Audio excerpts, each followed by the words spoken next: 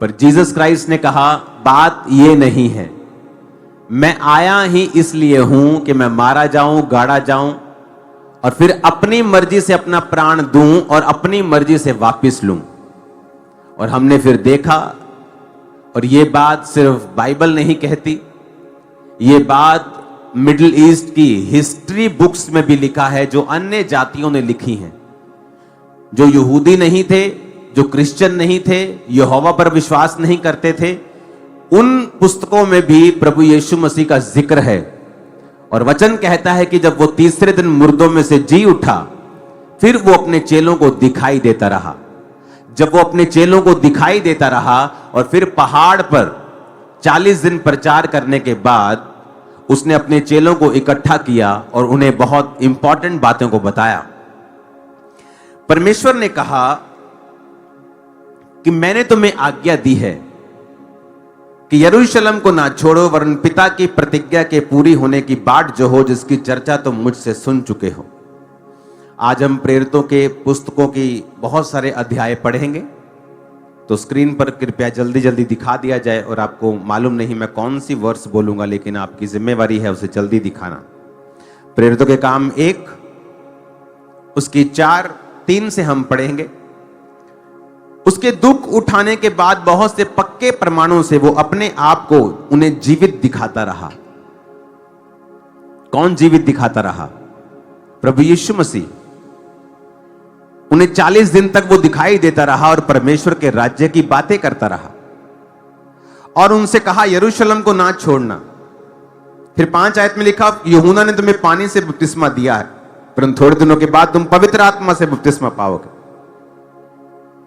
फिर 8 आयत में लिखा, जब पवित्र आत्मा तुम पर आएगा तो तुम सामर्थ को पाओगे और यरूशलेम और यहूदिया और सामरिया और पृथ्वी की छोर तक तुम मेरे गवाह होंगे। यह कहकर प्रभु यीशु मसीह उनके देखते देखते ऊपर उठा लिए गए और बादलों ने उनको उनकी आंखों से छुपा लिया। अब जीसस ने कहा पवित्र आत्मा तुम पर आएगा और उसके बाद एक काम होगा कि तुम यरूशलेम, यहूदिया, सामरिया और पृथ्वी की छोर तक मेरे गवाह बन जाओगे।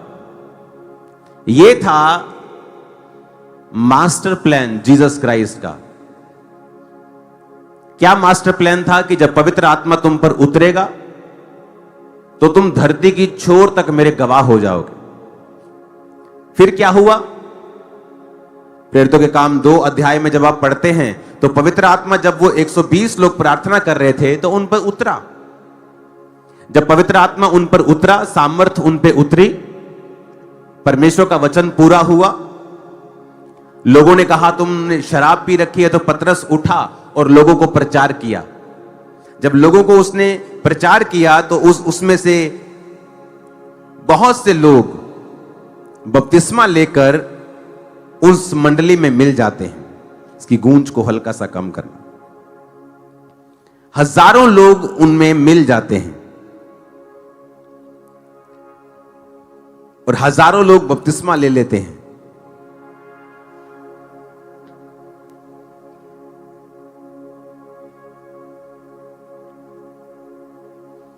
अपने पड़ोसी को बोलो ध्यान से सुनना।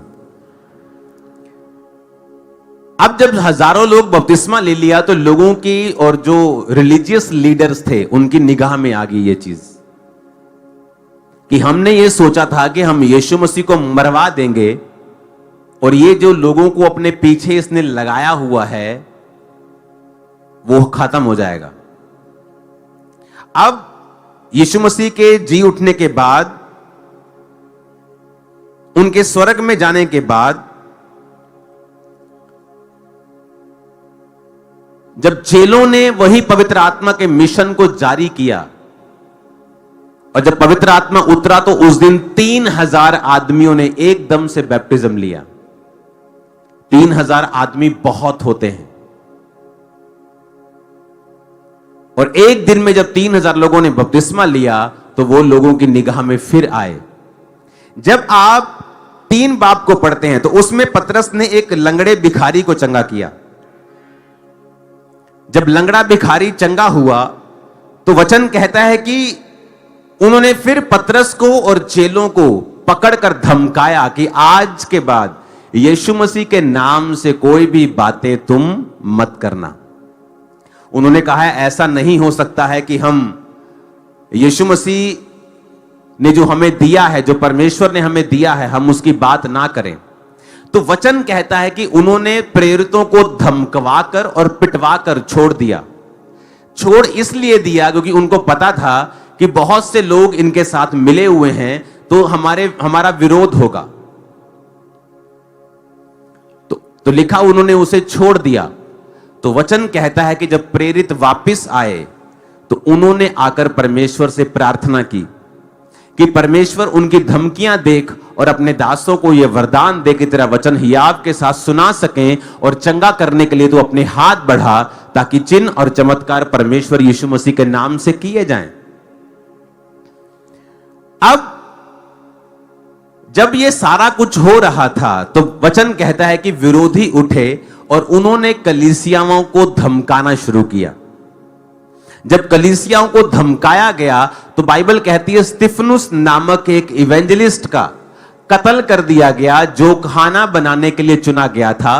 पर वो उन 7 लोगों में से था जो पवित्र आत्मा से परिपूर्ण थे, जो खाने की ड्यूटी भी करते थे चर्च में, लेकिन जब प्रीच करते थे तो उनके द्वारा चिन्ह और चमत्कार भी होते थे। और वचन कहता है कि उसको जब मार दिया गया तो शाऊल उनके वध में सहमत था, और लोगों ने, गवाहों ने अपने कपड़े शाऊल के कदमों में रख दिए कि वो सहमत था, उसकी निगाह में सब कुछ हुआ था।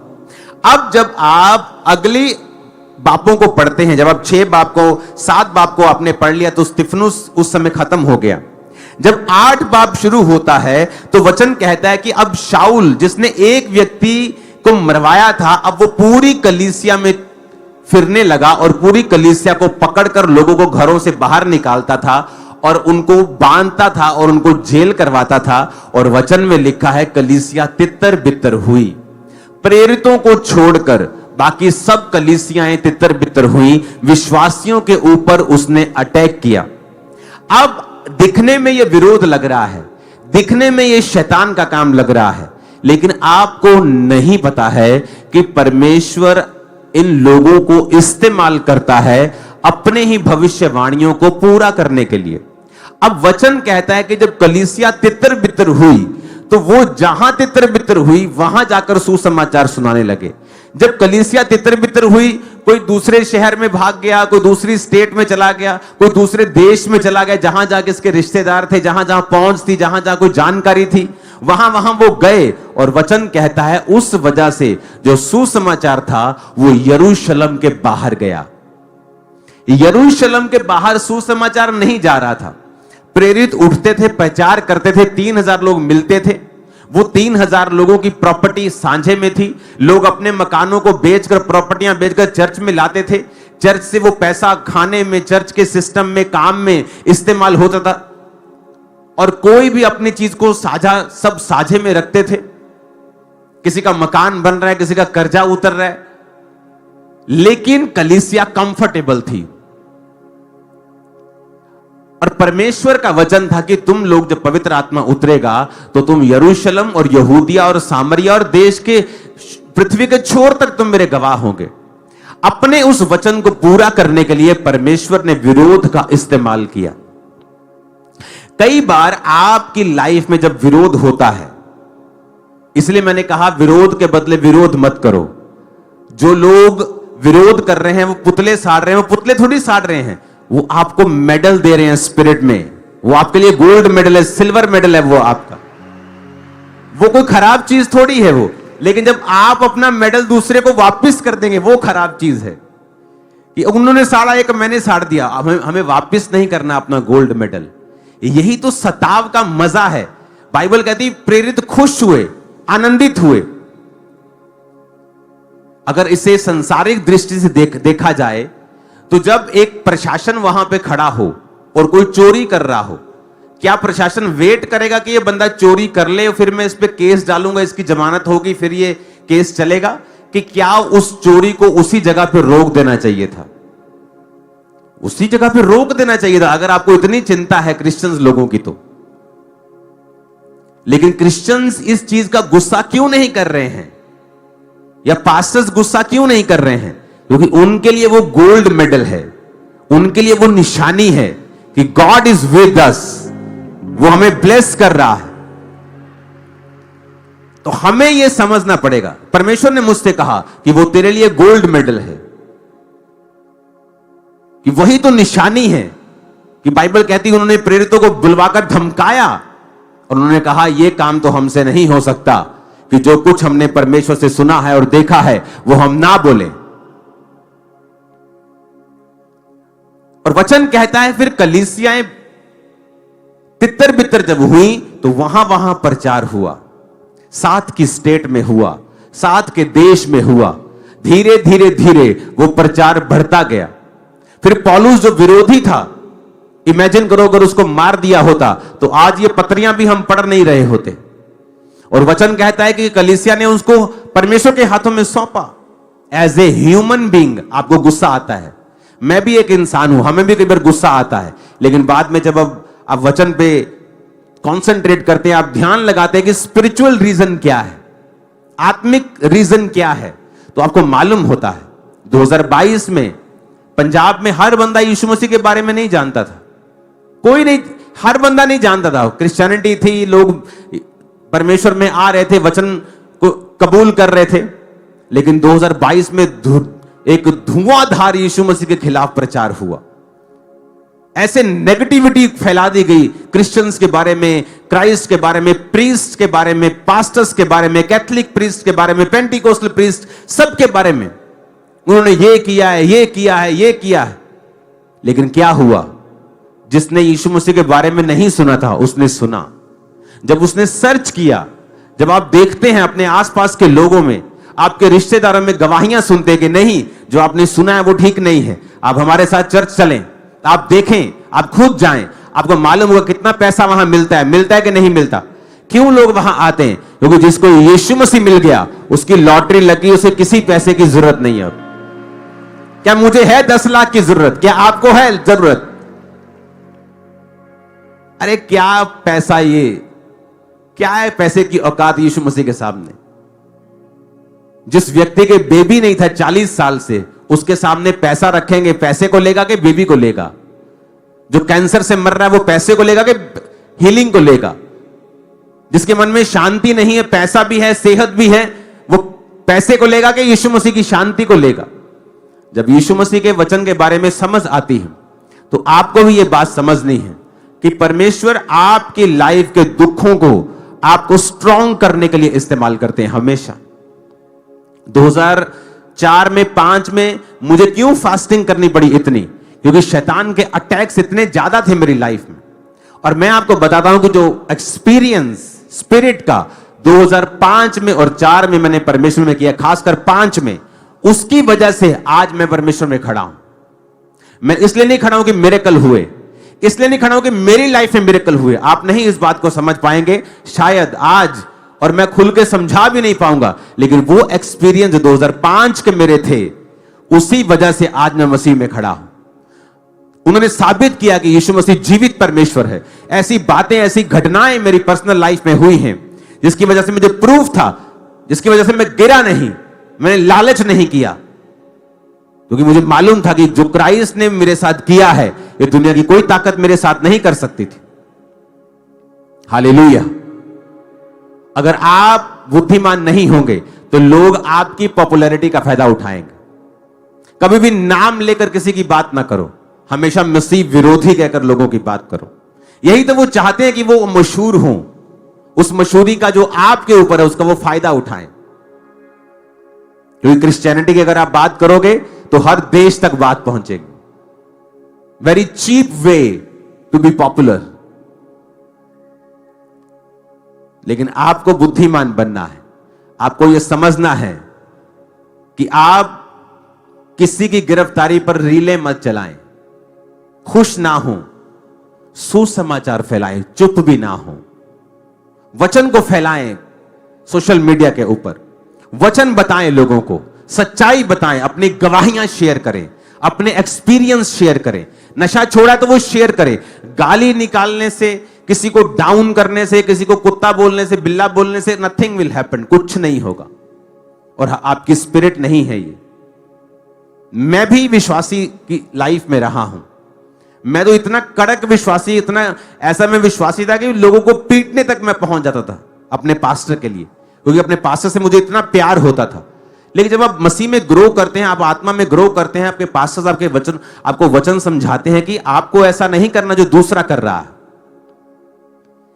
हमें वो रीले नहीं बनानी है कि जिससे आप एक लीडर नुमा व्यक्ति लगे, कि जिसको परमेश्वर से कोई लेना देना नहीं। Christian leaders and Christian pastors, इनकी अलग अलग बाइबल नहीं। 2022 में एक्शन कमेटी बनाई गई। क्यों बनाई गई? ताकि पास्टर्स के ऊपर जो विरोध या सताव है कि वो लोग जाएं और पास्टर्स के बिहाफ पर बात कर सके, पर उनकी बात भी पास्टर्स वाली होनी चाहिए। ये कोई राजनीतिक प्लेटफॉर्म नहीं है कि किसी को सीट चाहिए कि वो इस कमेटी में आए और फिर इंटरनेट पे दिखाई देना शुरू हो लगातार और बाद में उसे सीट में कन्वर्ट कर ले। ये उस चीज के लिए नहीं है। और जब आप उस चीज के लिए इसे यूज करेंगे तो डिसग्रेस आपको फील होगी कि आपके द्वारा काम नहीं हो रहा है, आप जो चाहते हैं वो आप हासिल नहीं कर पा रहे हैं। क्योंकि पहले हमने इसी तरह से कार्य किया है कि इसका कोई भी राजनीतिकरण नहीं हुआ। आप क्रिश्चियन राजनीति के खिलाफ नहीं हैं, मैं नहीं हूं। आप बनना चाहते हैं कुछ बने, लेकिन चर्चिस के प्लेटफॉर्म को आप यूज नहीं कर सकते हैं। चर्च राजनीति से परे है। वो उस व्यक्ति को भी उसी निगाह से देखती है जिसने उसका फायदा नहीं किया है। जो हर पार्टी की अगर वो चर्च में आएगी तो उसकी प्रार्थना करेगी, चाहे वो क्रिश्चियंस हो, चाहे वो हिंदू हो, चाहे वो सिख हो, चाहे वो मुस्लिम, कोई भी हो, क्योंकि उसका काम है प्रार्थना करना। उसका काम ये नहीं कहना लोगों को इसको वोट देना है, इसको देना है।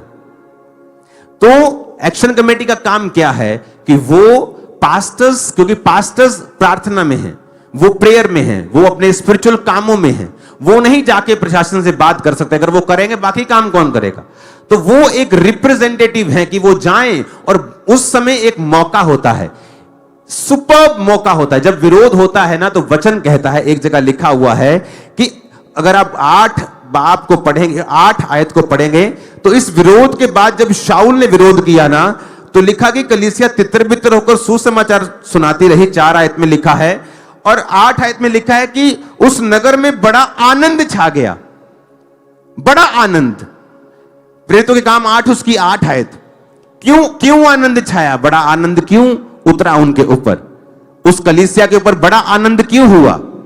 क्योंकि वो कलीसिया जब तितर बितर होकर गई, तो जिस नगर में वो गई वहां पे लोग बचने लगे, वहां पे हीलिंग होने लगी, डिलीवरेंस होने लगी। तो आनंद आ गया कि यार ये तो परमेश्वर कर रहा है, ये शैतान थोड़ी कर रहा है, ये तो प्रभु कर रहा है। देखो इन लोगों तो कभी सुसमाचार नहीं पहुंचता अगर हम विरोध में ना होते। तो अगर कोई विरोध ना करता, हम भागते ना, तो इन लोगों तो कौन सुसमाचार सुनाता? यहां का लंगड़ा कैसे चंगा होता?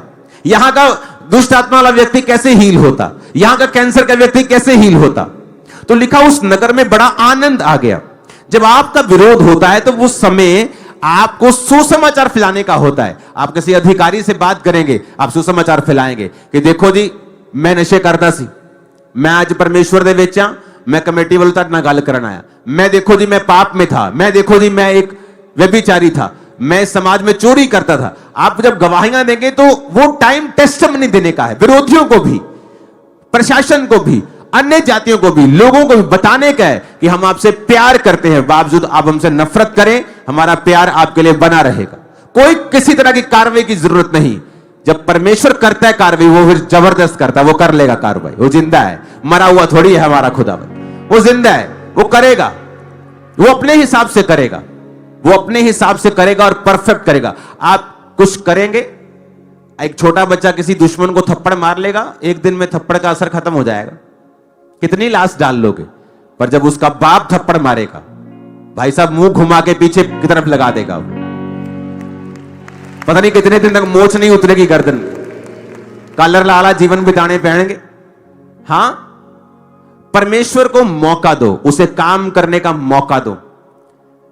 हम अपनी ड्यूटीज में फेल ना हो। आपकी जो भी ड्यूटी है, आप पास्टर हैं, आपकी सोशल ड्यूटी लगी है, आपकी ड्यूटी है राइट टाइम के ऊपर जवाब देना। राइट टाइम के ऊपर लोगों के झूठ को काउंटर करना।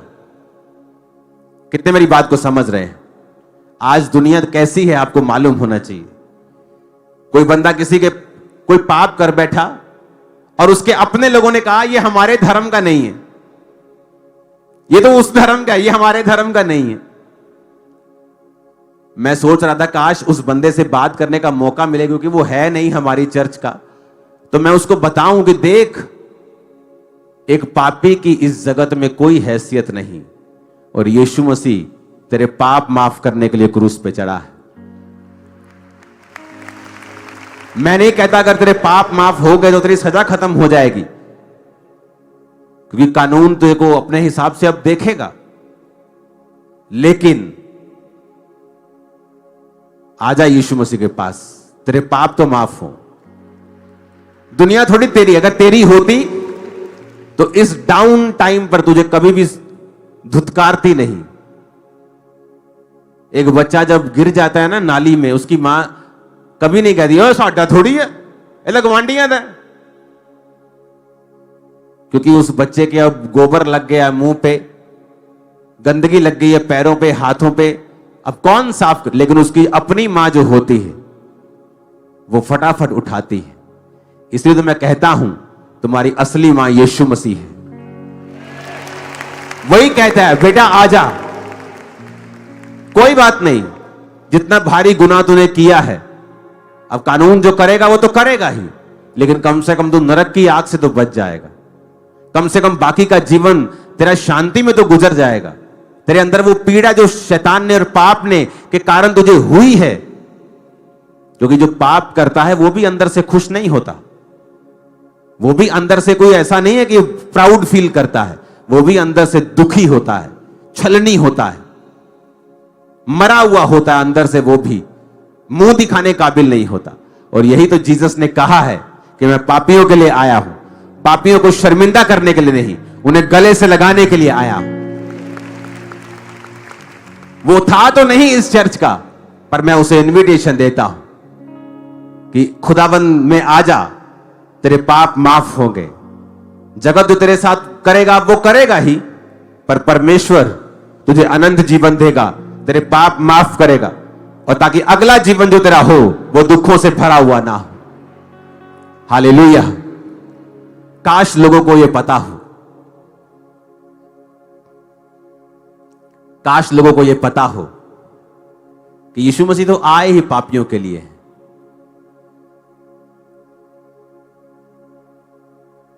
आप उसके अपने हैं, तभी तो वो आपको धुतकारता नहीं है, वो आपको रिजेक्ट नहीं करता है।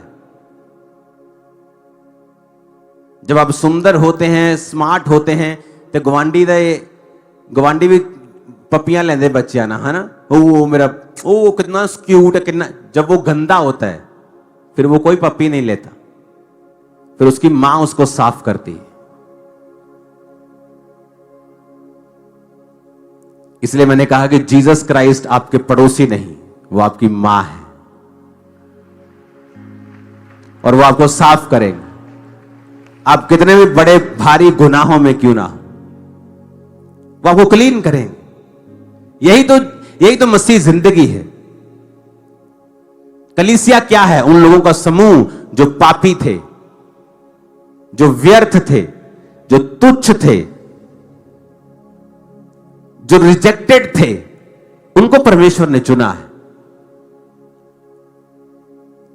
और यह सुसमाचार देने के लिए चुना है। अगर तुम्हें समाज ने रिजेक्ट कर दिया क्योंकि तुमने कुछ गलत किया, अगर तुम्हें अपने लोगों ने रिजेक्ट कर दिया, तो जीसस क्राइस्ट के पास आओ। वो तुम्हें रिजेक्ट नहीं करेगा, वो तुम्हें ताना नहीं देगा, तुम्हें मारेगा नहीं, तुम्हें कहेगा अब फिर से पाप मत करना। ऐसा ना हो इससे भी भारी मुसीबत तेरी जिंदगी में आए। पौलुस कहता सबसे बड़ा पापी मैं हूं कि मैंने जीसस की कलीसिया को सताया था। पतरस कैसा व्यक्ति था कि उसने कान काट दिया था, परमेश्वर का इनकार कर दिया था, फिर भी परमेश्वर उसके पास गया और कहा पतरस क्या तुम मुझसे प्यार करता है? उसको त्यागा नहीं, उसको छोड़ा नहीं, आपकी मां आपको त्याग नहीं सकती, उसी तरह असली परमेश्वर भी आपको त्याग नहीं सकता। वो इतना प्यार करता है आपसे। हालेलुया। अब यहां पर कलीसिया 9 बाप में शाऊल का परिवर्तन होता है। शाऊल एक पौलुस के रूप में बदल जाता है। इस 10 बाप में पतरस फिर अन्य जातियों की ओर जाता है और वहां पर अन्य जातियों में परमेश्वर का प्रचार करना शुरू करता है। आपको प्रेरितों के काम में मिलेगा कि कैसे पवित्र आत्मा ने उनकी अगुवाई की, कैसे होली स्पिरिट ने उनकी अगुवाई की, कि वो विरोध, वो आने वाली मुसीबतों को कैसे आत्मा के द्वारा हल करते गए और परमेश्वर का सुसमाचार फैलता गया। कई बार आप कंफर्ट से बाहर प्रभु आपको कर देता है, आप कंफर्ट से बाहर आ जाते हैं। मैंने एक विश्वासी के रूप में अपनी लाइफ में बहुत से दिन देखे जब मैं कंफर्ट से बाहर जिया मैं, लेकिन उन्हीं दिनों में परमेश्वर आपको बेस्ट बनाता है, स्ट्रांग करता है, वचन पर आपको सुदृढ़ करता है। मुसीबतों के दिनों में, परीक्षाओं के दिनों में ही आप एक्चुअल में परमेश्वर से मसा पाते हैं। हालेलुया। तो इन दिनों को ब्लेस्ड दिन समझो, क्योंकि ये वो दिन है जहां सुसमाचार जो आपके प्रचार से नहीं जहां तक हो रहा है, वहां विरोध से वहां तक भी जाएगा और जा रहा है। और तारीफ करो जितनी कर सकते खुदाबंद। हालेलुया। क्या हुआ पंजाब में 2022 के बाद? आज हर व्यक्ति यीशु मसीह के बारे में जानता है। मानता या नहीं मानता बात अलग है। हमको कन्वर्ट करने वाले नहीं कि हर बंदे को क्रिश्चियन बनाना है। मैं हर बंदे को क्रिश्चियन बनाने नहीं आया हूं। जीसस ने नहीं कहा हर बंदे को क्रिश्चियन बनाओ, उसने कहा प्रचार करो, लोगों को मन फिराने के लिए कहो। अगर वो नहीं फिराएंगे तुम्हारी आशीष तुम्हारे पास लौट आएगी। तुम्हारा काम थोड़ी है, तुम कोई एजेंट थोड़ी हो। तुम कितने मेरी बात को समझ रहे हैं? हमारा काम है प्रचार करना। यीशु ने कहा जिस घर में तुम जाओगे उनको आशीष देना, अगर उनकी आशीष के काबिल वो नहीं होंगे, आशीष तुम्हारे पास वापस आ जाएगी। आपका काम है यीशु मसीह के बारे में बताना कि लोग पापों से मन फिराएं। और यही हमारी आवाज है, आपकी आवाज है, हम सबकी आवाज है। हमारी मतलब पूरी चर्च की आवाज है। आमीन। यही मेरा प्रचार है, यही जीसस का प्रचार है, यही आपका प्रचार होना चाहिए कि मन फिराओ। जीसस ने कहा, उसने कन्वर्ट होने के लिए, कुछ करने के लिए, दूसरों को निंदा करने के लिए, दूसरे धर्म को नीचा करने के लिए, दूसरे की इंसल्ट करने के लिए उसने कभी नहीं कहा। आप चुप ना रहें, अपनी गवाहियों को शेयर करें सोशल मीडिया के ऊपर, अपने एक्सपीरियंस शेयर करें, ब्लेस करें उन विरोधियों को, उनको बताएं कि आप कौन हैं और आपके साथ क्या हुआ। इमेजिन करो कितना सुसमाचार फैलेगा। अगर वो गाली दे रहे, आप नीचे गाली दे रहे, वो रील बना रहे, आप भी एक गंदी सी रील बना रहे हैं और आप मेरी फोटो लगा के आप गाने गुने डाल के रीलें बना रहे हैं, विरोधियों को ऐसा कर दिया।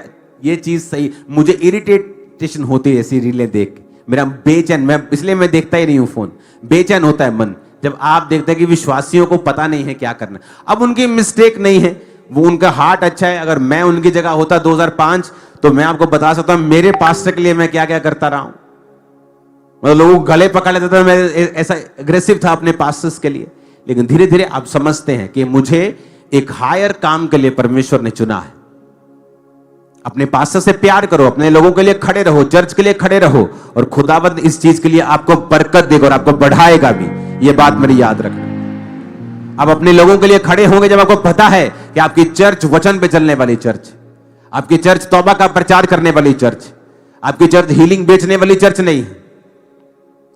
मैंने लोगों को बताया, पिछले सालों में प्रचार किया कि अगर आपके पास हीलिंग का वरदान है, प्रोफेसी का वरदान है, आपके पास डिलीवरेंस का वरदान है, तो कृपया अपने कैरेक्टर को मजबूत कर ले, क्योंकि आने वाले दिनों में जो प्रभु मुझे दिखा रहा है, आप नजर नहीं आएंगे, आप गायब हो जाएंगे।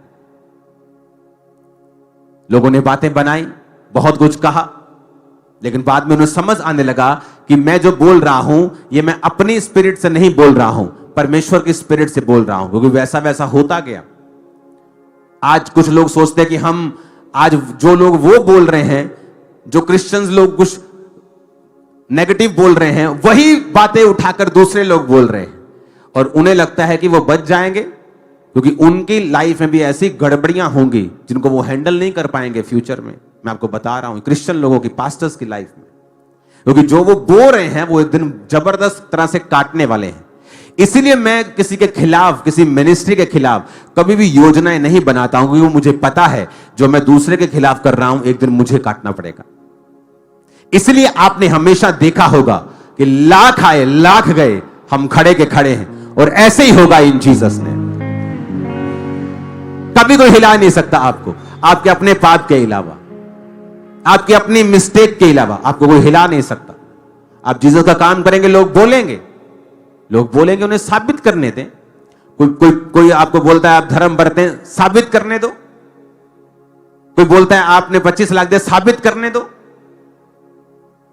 वो थक जाएंगे और साबित नहीं कर पाएंगे, क्योंकि सच्चाई को किसी डिफेंडर की जरूरत नहीं। सच्चाई अपने आप में बहुत है, अकेली काफी। और वचन कहता है झूठ पल भर का होगा और सच्चाई सदा बनी रहेगी। सच्चाई हमेशा बनी रहेगी। तो अगर यह सच्चाई है तो बनी हुई, 2000 साल से बनी हुई, उससे पहले भी यह सच्चाई थी, तब भी बनी थी, अब भी बनी हुई है, फ्यूचर में बनी रहेगी। आज सरकारें कबूल कर रही हैं परमेश्वर के नाम को शरिया, देश कबूल कर रहे हैं, वापिस आ रहे हैं। यूरोप के बहुत से लोग क्रिश्चियनिटी में, गूढ़ी क्रिश्चियनिटी में वापिस आ रहे हैं। और मैं आपको बता रहा हूं, ये प्रोफेटिक वर्ड मैं रिलीज करूंगा 2026 के लिए। आप लोग क्रिश्चियन, पंजाबी क्रिश्चियन, यूरोप में बेदारी का कारण होंगे आने वाले सालों में। मैं आपको बता रहा हूं, क्योंकि क्रिश्चियन कमेटी को भी, ग्लोबल कमेटी को भी मैं एक्सपैंड करने वाला हूं। इंटरनेशनली बहुत से एमपीज, बहुत सी सरकारें, बहुत से इंटरनेशनल जो मंत्री हैं रिसेंट सरकारों में, उनको साथ लेकर क्रिश्चियनिटी की आवाज को ग्लोबली हर देश के पीएम तक, हर देश की सरकारों तक पहुंचाया जाएगा। ये खुदाबंद और बताया जाएगा कि ये पंजाबी क्रिश्चियंस आपके फंड के पीछे नहीं है। ये पंजाबी क्रिश्चियंस सिर्फ जीसस क्राइस्ट के वचन को दे रहे हैं। मैं आपको बता रहा हूं, आप लोग यूरोप में बेदारी का कारण बनने वाले हैं। पॉलुस की हिस्ट्री में वो वहां का हीरो है जिसने फैलाया, बेदारी फैलती गई, हर गली में चर्च, हर नुक्कड़ पे चर्च। फिर लोग नाम के क्रिश्चियन रह गए, आत्मा में थोड़े ठंडे हो गए। अब दोबारा से आपने आत्मा में गर्म करने वाले हो जाओ। ओ आमीन ऊंचे वाला चाहिए चर्च। तो अगर आप पंजाबी देखो, वो हर जगह मौजूद है। बॉलीवुड में हर बड़ा आदमी पंजाबी, हर बड़ा प्रोड्यूसर पंजाबी है, फौज में पंजाबी है, इनकम टैक्स देने में पंजाबी है, बिजनेसमैन पंजाबी हैं, चैरिटी में पंजाबी हैं, बेदारी में भी खुदावंद ने पंजाबियों को चुना है। आप देखना फ्यूचर में क्या होता है। ਤੁਹਾਡੀਆਂ ਗੱਲਾਂ ਹੋਣਗੀਆਂ ਹੁਣ ਇੰਟਰਨੈਸ਼ਨਲੀ, ਤੁਸੀਂ ਇਸਤੇਮਾਲ ਕੀਤੇ ਜਾਓਗੇ ਪਰਮੇਸ਼ਵਰ ਦੇ ਦੁਆਰਾ, ਉਹਦੀ ਰੂਹ ਦੇ ਨਾਲ। ਆਮੀਨ ਉੱਚਾ ਚਾਹੀਦਾ ਚਰਚ। ਹਾਲੇਲੂਇਆ। और शैतान ਜਿਹੜਾ ਉਹ ਜਾਣਦਾ ਇਸ ਗੱਲ ਨੂੰ, ਇਸੇ ਲਈ ਉਹ ਪੰਜਾਬੀਆਂ ਨੂੰ ਫੜਨ ਦੀ ਕੋਸ਼ਿਸ਼ ਕਰ ਰਿਹਾ। ਇੱਥੇ ਨਹੀਂ ਸ਼ੈਤਾਨਾ तेरा जोर चलना, ਇੱਥੇ नहीं चलना। आमीन। और कलीसिया ਨੂੰ भी ਇਹ ਗੱਲ, कलीसिया को भी ये बात समझनी। ਮੈਨੂੰ ਹਿੰਦੀ 'ਚ ਹੀ ਕਹਿਣਾ ਪੈਂਦਾ, ਕਿਉਂਕਿ ਫਿਰ ਦੂਜੀਆਂ ਸਟੇਟਾਂ ਵਾਲੇ ਵਿਚਾਰੇ सोचते कि ਕੀ ਕਹਿ ਰਹੇ पास्टर जी। आप समझ रहे मेरी बात? आपको भी ये बात समझनी है कि आपको एक बड़े मकसद के लिए परमेश्वर ने चुना है। बिगर एक मिशन है हमारा, खुदावंद के नाम को लेके जाना, कि जीसस कन्वर्जन करने नहीं आए, हम आपके धर्म को नीचा करने नहीं आए। हमारा मकसद स्पिरिचुअल है, इसलिए मैंने कहा कि आप इस चर्च को पॉलिटिकल ग्राउंड के रूप में या एक सीढ़ी के रूप में इस्तेमाल मत करें। आपको कुछ पॉलिटिकली करना है, आप इन कमेटियों और चर्च के आउटसाइड रह के करें। चर्च आपके लिए प्रेयर करेगी, वो आपका साथ देगी जैसे वो बाकियों का साथ देती है, क्योंकि आपका मकसद इस सांसारिक राज को लेके आना नहीं है, क्रिश्चियन गवर्नमेंट लेके आना नहीं है। इतना छोटा मकसद यीशु मसीह का हो सकता है क्या आप उसको छोटा करना चाहते हैं परमेश्वर को? आप करें जो करना चाहते हैं, प्रभु आपके संग होंगे। लेकिन यह बात याद रखें कि मिनिस्ट्रीज को, पास्टर्स को प्रोटेक्ट करना, उनके लिए बात, प्रोटेक्ट तो खुदा करता है, उनके लिए जाना और बात करना यह आपका काम है सिर्फ कमेटी का। कि आप जाएं प्रशासन में बात करें, वहां पे गवाही दें, आप जाएं दूसरों से बात करें, वहां पे गवाही दें, हर जगह गवाही दें। सुसमाचार को फैलाने का मौका है अभी आपके पास, जितना फैला सकते हो फैला दो खुदावंत के नाम। आप पिछले 30 साल का रिकॉर्ड निकाल के देख लो, कहां गए विरोधी जो 10 साल पहले थे, जो 5 साल पहले थे वो कहां गए, जो 15 साल पहले थे वो कहां गए? कहीं नहीं, आपको नजर भी नहीं आएंगे। आज वाले भी नजर नहीं आएंगे कल को, मैं आपको बता रहा हूं। कोई सच्चाई समझ जाता है, किसी को परमेश्वर पकड़ लेता है, खींच लेता है, उसे बता देता है कि तू ये परमेश्वर के कामों का विरोध बंद कर दे, तो परमेश्वर पे छोड़ा जाए। देखो फिर क्या होता है। मैंने अपनी लाइफ में पर्सनली अपने लाइफ के ऊपर लोगों को अटैक करते देखा है, और फिर उनकी हालत भी मैंने देखी है। उन्हें कोई कर्ज नहीं किया, उनके लिए कोई प्रार्थना नहीं की, बस अपना काम करता रहा। 1-2 आयतें नहीं थी, आज पूरा प्रेरितों का काम मैं आपको समझा रहा हूं। हालेलुया। कलीसिया का काम है प्रेयर करना। वचन कहता है जब याकूब को पकड़कर मरवा दिया गया परमेश्वर के चेले को, तो जब उन्होंने बाकी चेलियों को पकड़ा तो कलीसिया को अपनी गलती समझ आई। कलीसिया समझती है कि यह पास्टर बहुत सामर्थी है, इसे प्रेयर की जरूरत नहीं। वो सामर्थ एक वरदान है, चंगियाई का एक वरदान है। और कलीसिया ने जब प्रार्थना की तो बाइबल कहती पतरस को दूतों को भेजकर छुड़ा लिया गया। प्रेयर्स में पावर है। कल से जब फास्टिंग प्रेयर होगी, आप चर्च में होंगे और आप प्रेयर्स करेंगे, और शैतान के किलों को ढहता हुआ, गिरता हुआ, बिखरता हुआ आप देखेंगे। Hallelujah, hallelujah. अब प्रेयर करना और हर तरह से परमेश्वर के नाम के लिए खड़े रहना। आज हर व्यक्ति इंटरनेट के ऊपर है। हर व्यक्ति, अनपढ़, पढ़ा लिखा, कम पढ़ा लिखा, ज्यादा, हर व्यक्ति इंटरनेट के ऊपर है। जब विरोध हो रहा होता है, क्या आप अपनी गवाही भी लिखकर नहीं डाल सकते हैं क्या?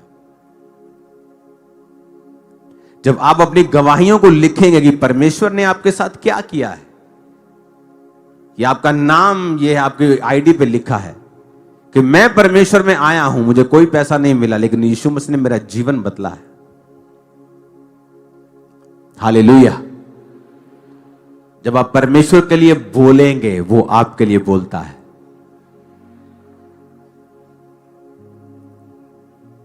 जब आप परमेश्वर के लिए स्टैंड लेंगे, वो आपके लिए खड़ा होता है।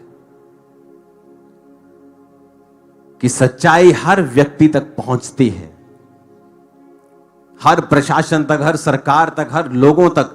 आज इस बात की बधाई मैं आप पंजाबी क्रिश्चियंस को देना चाहता हूं कि पूरे पंजाब को आज यीशु मसीह के बारे में मालूम हो चुका है।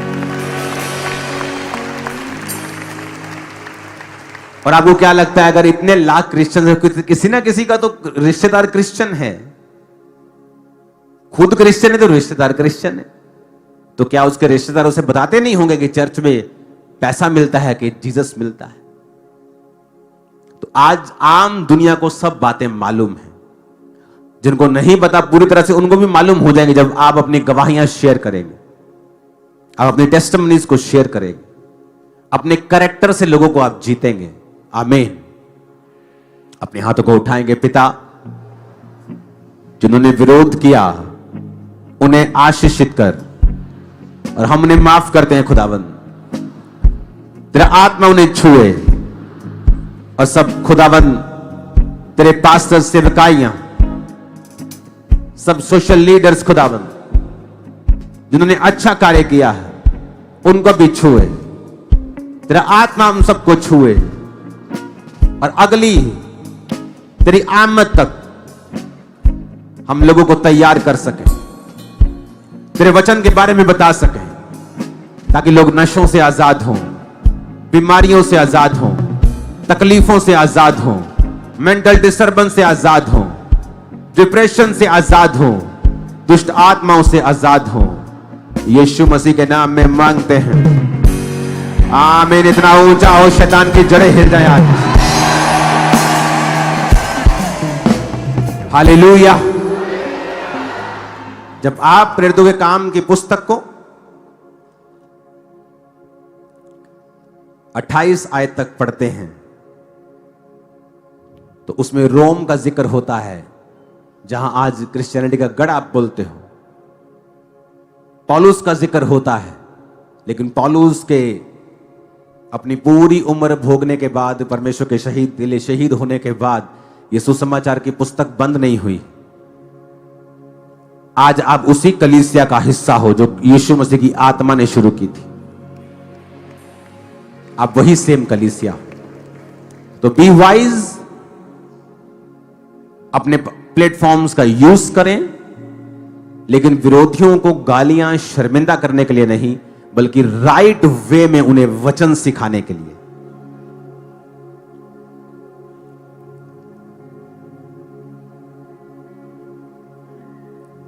वो मूर्ख व्यक्ति होता है ना, उसको बोलो ना रोटी बना, या तो इतनी बड़ी बना देगा, वह छोटी कार्य या तो इतनी बना देगा। रोटी इतनी ही होती है।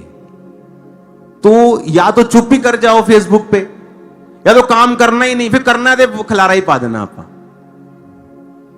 हमें काम करना भी है और वाइजली करना है, कि विरोधी आपकी कोई बात को पकड़ ना सके। और जब आप वचन को सामने रखेंगे, किसी की हिम्मत नहीं वचन काट दे, वो किसी की हिम्मत नहीं दुनिया में।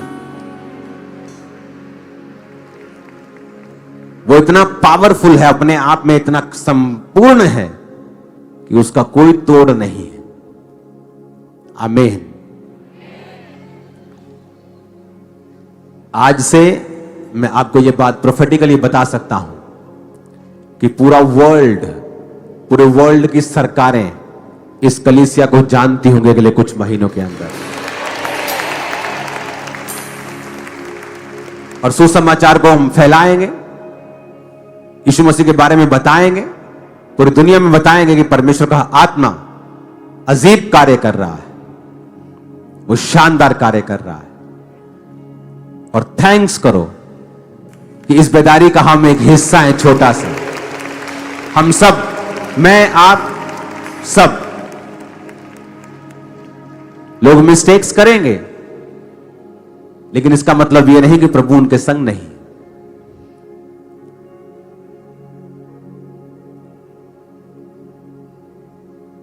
इतने बुद्धिमान हो जाएंगे अब इस चर्च के लोग कि लोग आपकी एग्जाम्पल्स देने वाले हैं वेरी सुन।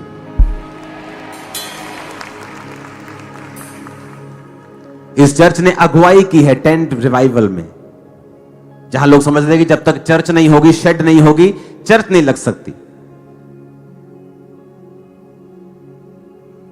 लाखों लोग इस चर्च में 45 डिग्री, 48 डिग्री से 0 डिग्री, 1 डिग्री, 2 डिग्री टेंट के नीचे बैठे इतने साल। अभी भी कुछ सारे ओवरफ्लो टेंट के नीचे। आपने अगुवाई की है लोगों की कि वो कुछ ना देखें, प्रचार करें, चर्चें अपने आप खड़ी हो जाएंगी, शेड अपने आप बन जाएंगे। आमीन। कि आपको फौरन से फंडिंग की जरूरत नहीं है किसी चर्च को चलाने के लिए। वहां के लोग अगर वचन में जागृत हों तो काफी है। आमीन। अगर इस चर्च के बाद फौरन का बहुत पैसा होता तो ये चर्च 10 साल से बन नहीं रहा होता, बन चुका होता, कब का बन के खड़ा हो चुका होता भाई साहब। फिर धीरे धीरे नहीं बन रहा होता, क्योंकि ये चीजें जीरो हैं, धूल हैं। जब यीशु मसीह मिल जाता है, उसे कोई फंड नहीं चाहिए, वो कर लेगा काम, उसका काम है वो अपने आप करवा लेगा। हालेलुया।